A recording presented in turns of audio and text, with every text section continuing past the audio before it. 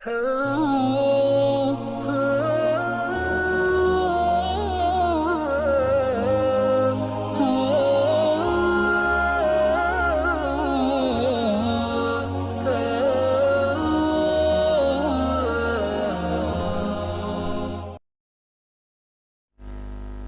Muhammad, engkau meminta tanpa sujud kepadaku, aku akan memberikan apa yang kau inginkan.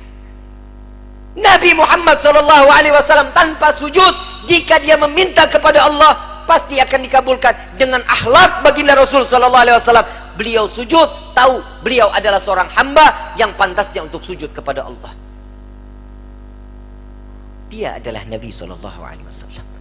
Tatkala mereka datang bersama dengan Nabi, ya Rasulullah, mintalah permohonan kepada Allah. Apa jawaban Nabi?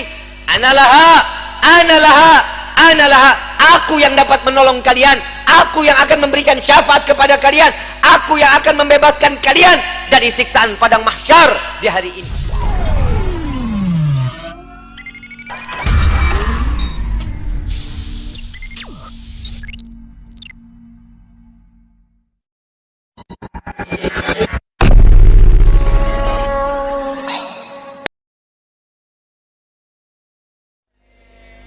Ya Rabbi li ala Muhammad habibika syafi'al musyaffa'.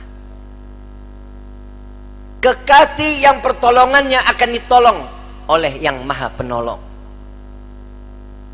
Nabi adalah kekasih Allah, dan saat beliau meminta syafaat pertolongan kepada Allah, pasti akan diberikan pertolongannya. Kita di saat nanti di yaumil qiyamah meminta syafaat siapa kita kalau bukan baginda Nabi Muhammad SAW? Saat orang berbondong-bondong lari ke sana, lari ke sini di padang mahsyar.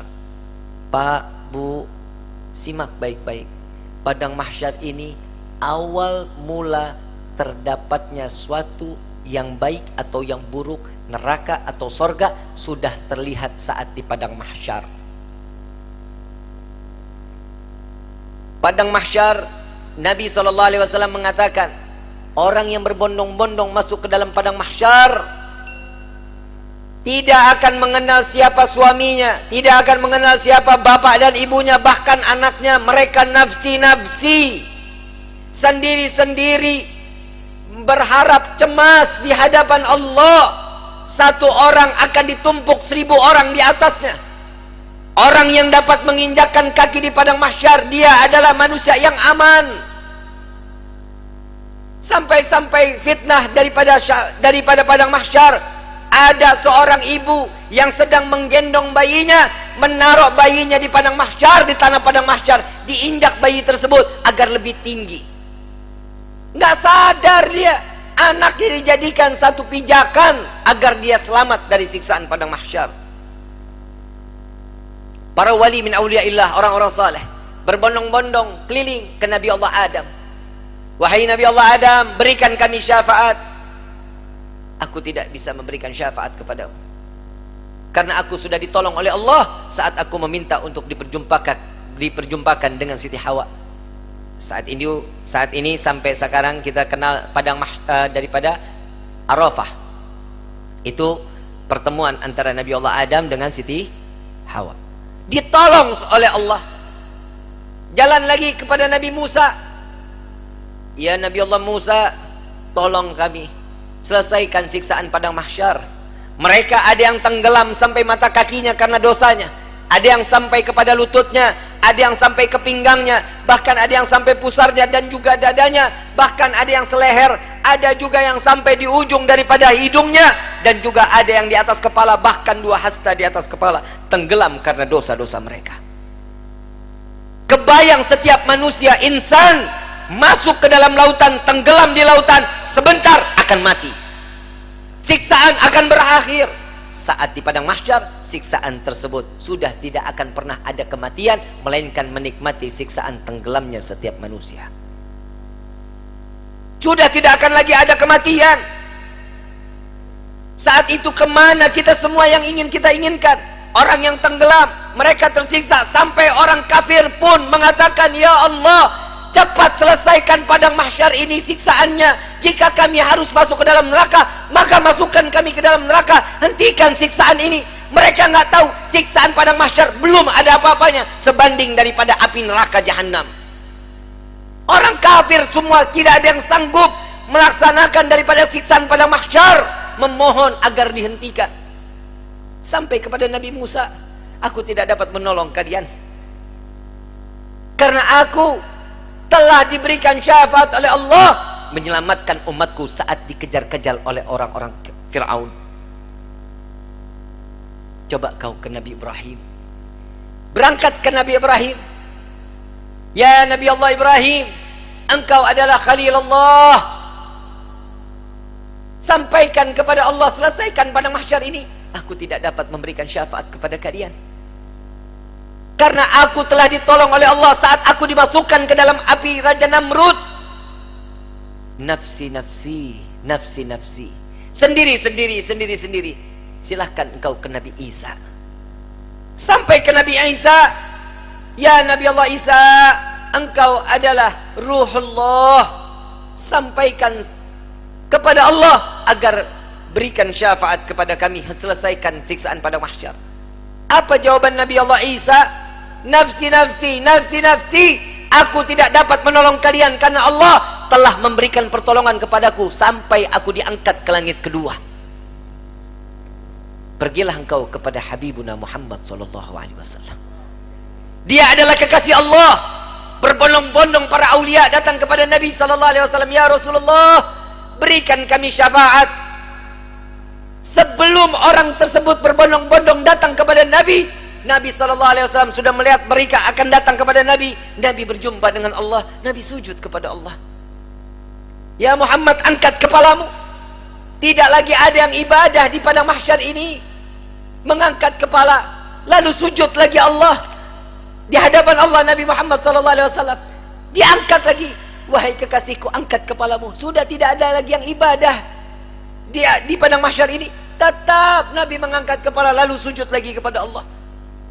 Sampai terakhir, apa yang kau inginkan wahai kekasihku?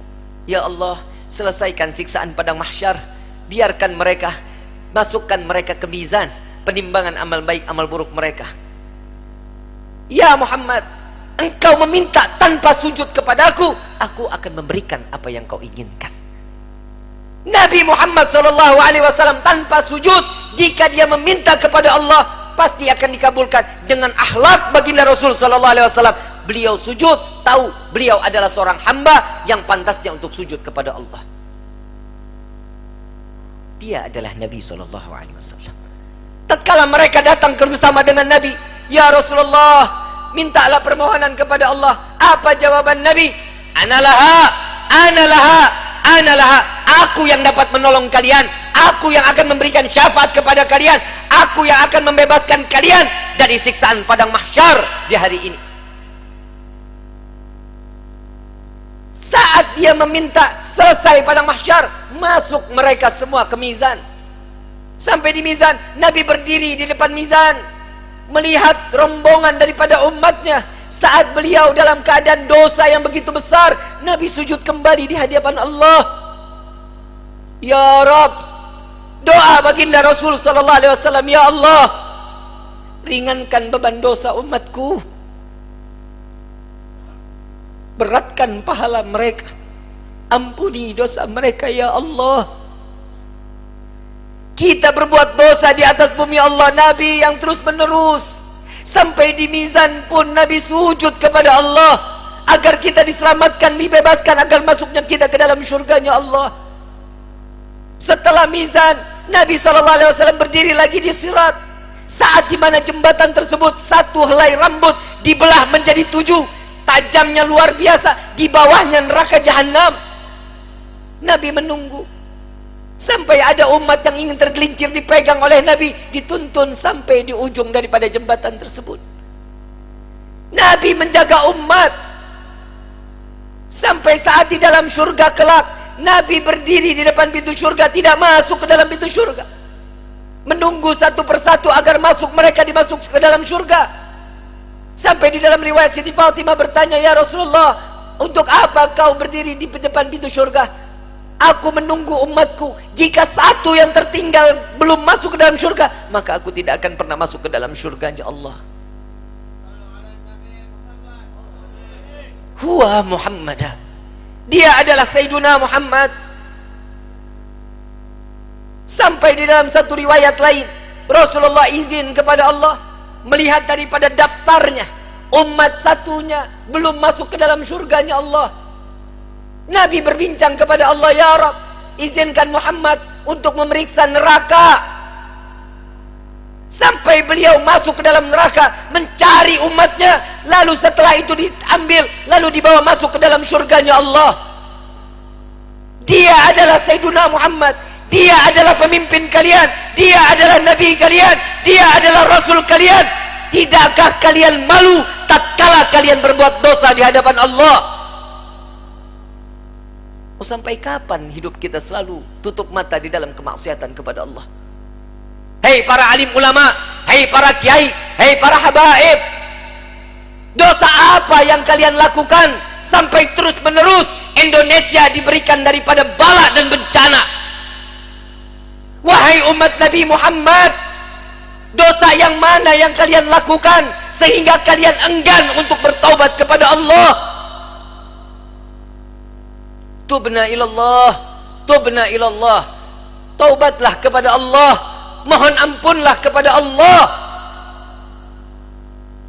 Jika para aulia, para orang-orang saleh, kakek nenek kita terdahulu, dengan bangga mereka saat kelak nanti masuk ke dalam surga dengan membawa pikulan amalan-amalan kebaikan di hadapan Allah, bagaimana nasib kita?